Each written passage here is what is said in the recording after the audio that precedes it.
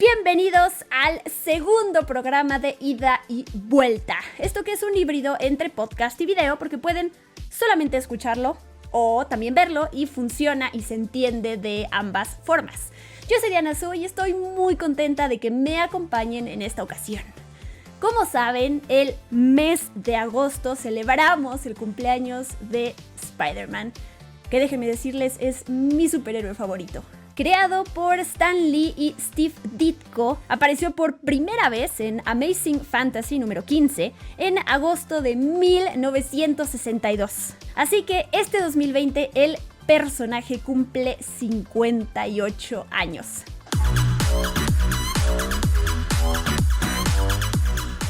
Sé que hay muchos temas de los cuales podríamos hablar alrededor de este arácnido.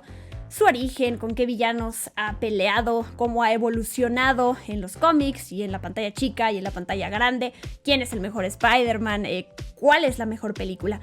Pero yo decidí centrarme única y exclusivamente en la película que estrenó en 2002, esta que es dirigida por Sam Raimi y protagonizada por Tobey Maguire, porque es una película que a mí me marcó en muchos sentidos y más adelante les voy a contar por qué. Ya todos conocemos la sinopsis de Spider-Man, pero no está de más platicárselas en mis palabras. Había una vez un joven al cual le picó una araña genéticamente modificada. A partir de eso se convirtió en el hombre araña, en este superhéroe que defiende y protege a los habitantes de Nueva York. Fin.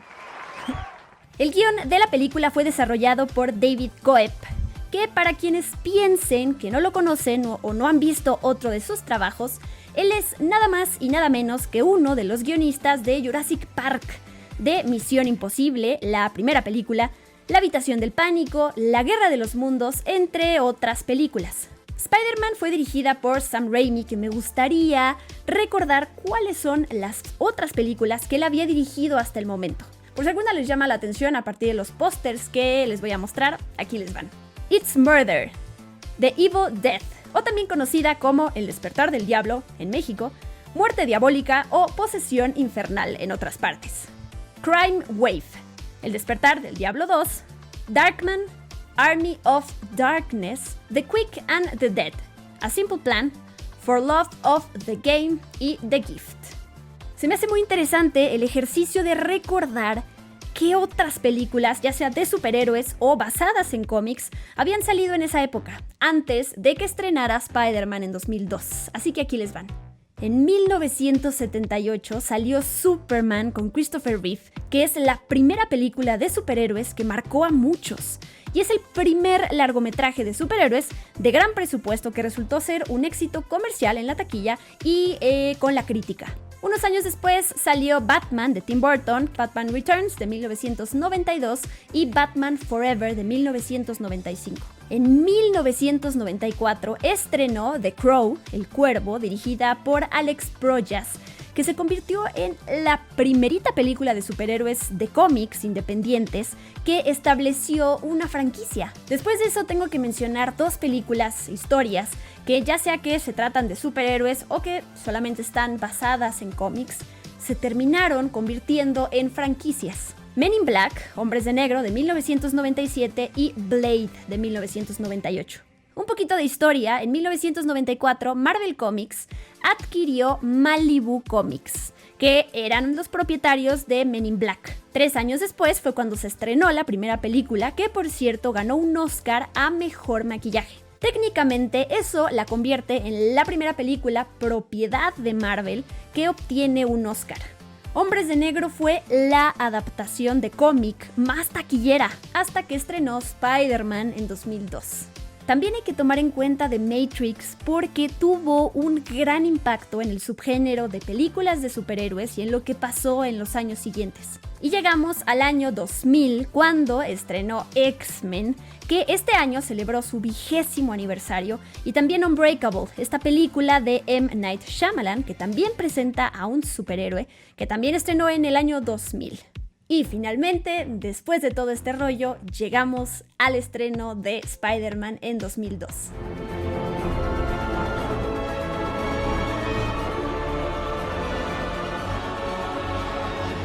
Les pregunto, ¿cuál es esa película de superhéroes la que primero recuerdan, que los marcó para siempre, que los cambió su manera de anhelar más películas de superhéroes, de ver este subgénero y de adentrarse en el tema.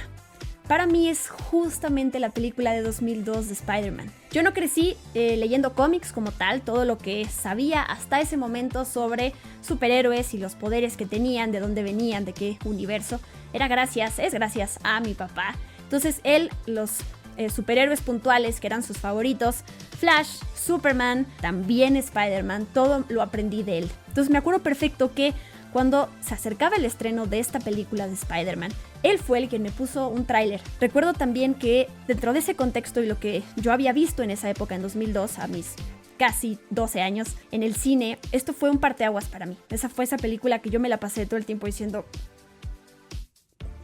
¿cómo hicieron eso? O sea, es real. Es completamente real todo lo que estoy viendo. Por eso digo que para todos hay una película diferente que significó eso, que los dejó marcados por siempre. Y recuerdo un par de momentos de la película que me fascinaron. De entrada, el villano, que se me hace totalmente memorable y que está a la altura del superhéroe, que luego siguen saliendo estas películas hoy en día de superhéroes y que no vemos en muchas de ellas que el villano esté a la altura del superhéroe, que no vemos que sean estos contrincantes que realmente no sabes quién va a perder porque tienen una cantidad de poderes y de inteligencia y de ingenio impresionante, ¿no?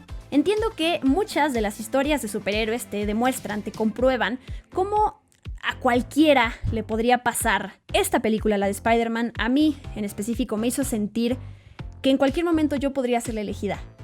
Lo sigo esperando, en cualquier momento me puede picar una araña y tener mis propias telarañas. Aquí sigo esperando. Me gusta mucho cómo en la película el personaje se toma su tiempo para descubrir y explorar sus superpoderes. Vamos acompañándolo para ver la primera vez que se da cuenta que tiene telarañas, la primera vez que descubre que puede escalar los muros, cuando se ve en el espejo y ve sus músculos y se pone los lentes y se da cuenta que ya no los necesita. Esa escena desgarradora cuando el tío Ben está muriendo y Peter Parker lo encuentra y eso lo marca por siempre, también es una escena durísima para mí. O sea, si hay una escena triste que recuerdo también de películas, si bien hay muchas, esa es una de ellas. Tengo que mencionar la música de Danny Elfman.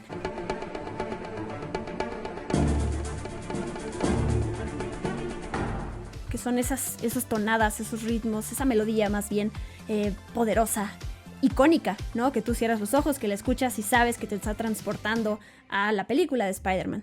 Y bueno, ya para cerrar esta parte de mí alabando la película de Spider-Man, no se me va a olvidar, después de que estrenó esta primera parte, cuando iba a llegar la segunda, 2 años después, en 2004, lo que fue para mí ver por primera vez una fila para entrar a una función de medianoche.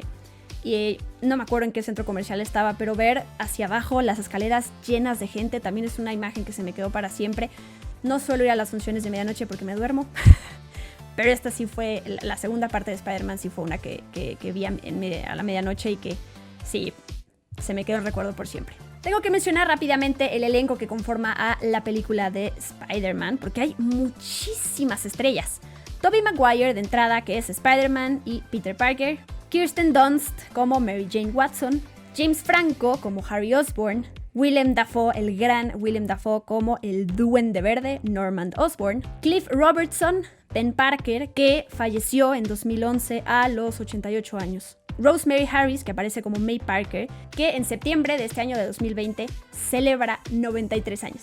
También teníamos a J.K. Simmons como J. Jonah Jameson, a Joe Manganiello como Flash Thompson, a Elizabeth Banks como Betty Brant, y finalmente algo que yo no recordaba, no me había dado cuenta, es que también aparece Octavia Spencer, esta maravillosa actriz que tiene un papel muy chiquito. A ella la vemos cuando Peter Parker se apunta en un torneo de lucha con el objetivo de conseguir $3,000. Ella es la chica que está sentada en esta mesa recibiendo a estos luchadores y registrándolos. A continuación, una cantidad de datos curiosos sobre la película. Una de las razones por las cuales Sam Raimi fue elegido para dirigir la película fue porque es un ávido coleccionista de cómics. Al parecer, en ese entonces tenía más de 25,000 cómics, quién sabe cuántos tenga a la fecha. Wolverine, que fue interpretado por Hugh Jackman 2 años antes, en el año 2000, estuvo a punto de tener un cameo en esta película de Spider-Man. De hecho, Hugh Jackman lo comentó en una entrevista hace varios años. Él estaba en Nueva York dispuesto a hacerlo y solo no sucedió porque no pudieron encontrar su traje.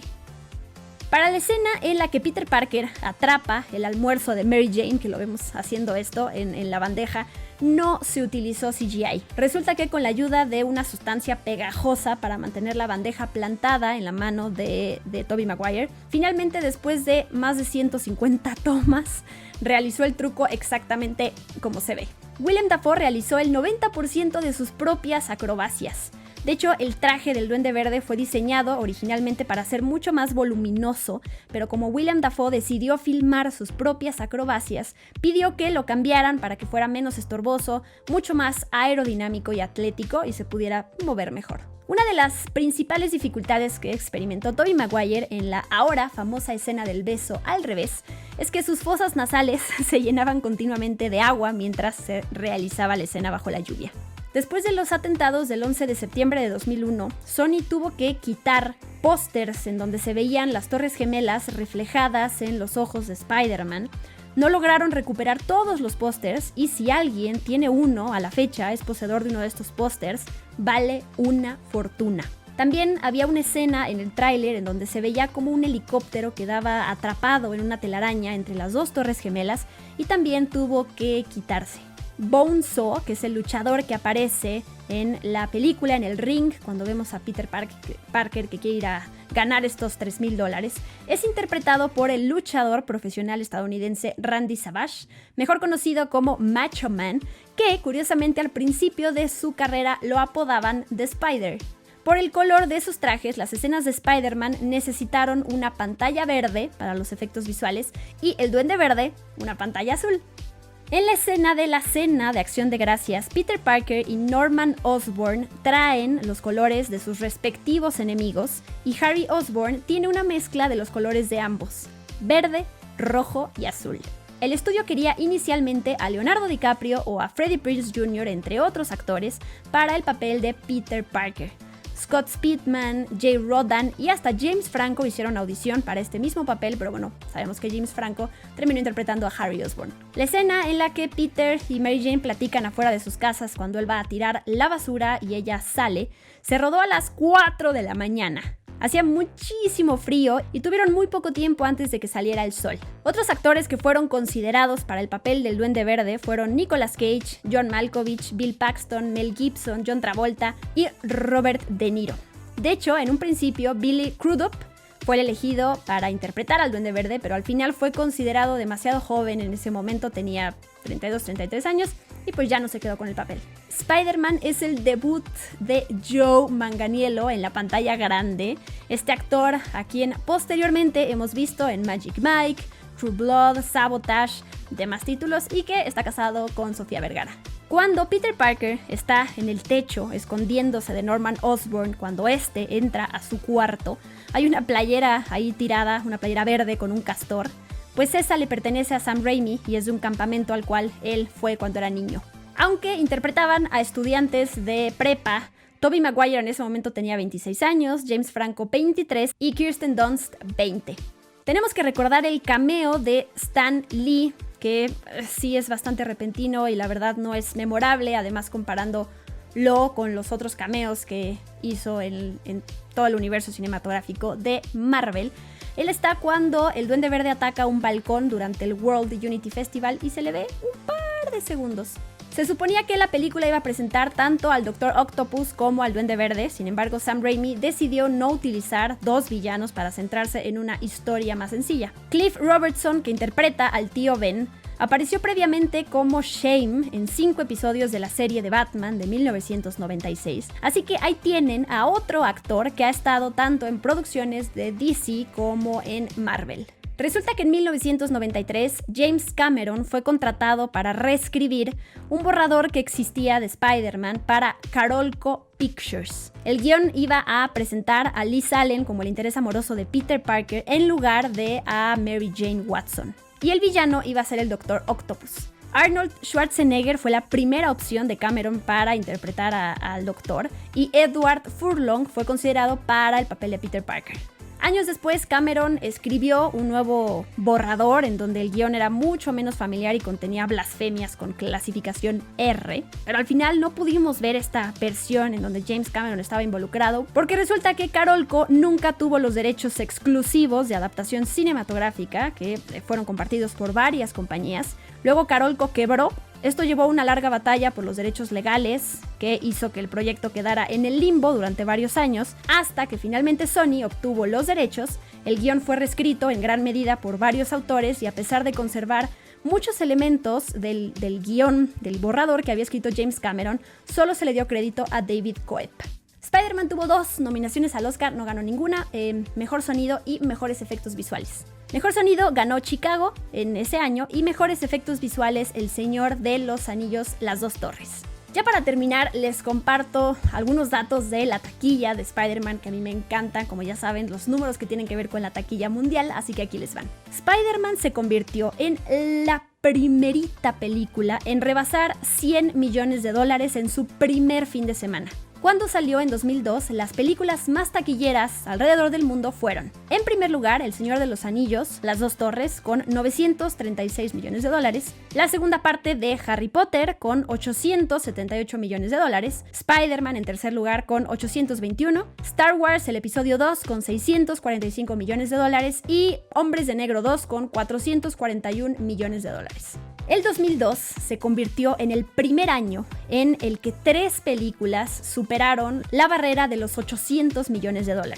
Y para terminar, ¿quién es el mejor Spider-Man para ustedes? ¿Tobey Maguire, Andrew Garfield o Tom Holland? Solo hay una respuesta correcta. Depende de cada quien. Creo que, yo sé que es una cosa cursi, pero es la realidad. Creo que cada película marca a las personas de diferente manera porque también importa el contexto en el que las ves. Así que como ya les dije hace rato, ya les eché un choro gigante y les expliqué por qué esta película de Spider-Man me marcó para siempre. Siempre Tobey Maguire ocupará un lugar más importante que otros en mi corazón.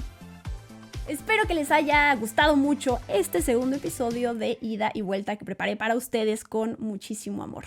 Como siempre, espero sus comentarios, sugerencias, lo que quieran decir. Los voy a leer como siempre con muchísimo cariño y agradecimiento. Y por si no han visto el primer episodio de Ida y Vuelta, se los dejo por aquí para que le puedan dar clic si tienen ganas. Se centra en la historia, en el origen de una de mis series animadas favoritas, que es Oye Arnold. Yo soy Diana Su y los espero en el próximo episodio de Ida y Vuelta. ¡Adiós!